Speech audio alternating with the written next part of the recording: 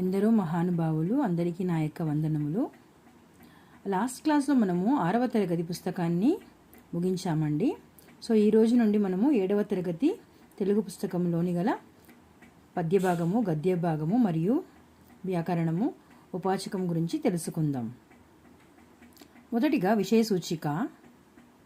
భాష వైశిష్ట్యం, ప్రకృతి పర్యావరణం, శాస్త్రం సాంకేతికం, విద్య, నాగరికత, వృత్తులు, వ్యాపారం, కళలు, దేశం, సమూహం, ప్రభుత్వం, నిర్వహణ, ధార్మికత, తాత్వికత, చింతన, మానవత్వం, వ్యక్తిత్వం మరియు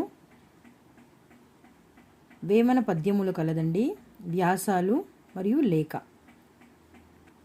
మన తమిళనాడులోని తెలుగు పుస్తకం దొరకడం చాలా కష్టమండి. సో మీరు తప్పకుండా ఈ యొక్క వీడియోస్ని ఉపయోగించుకోవాలని కోరుకుంటున్నానండి. ధన్యవాదములు.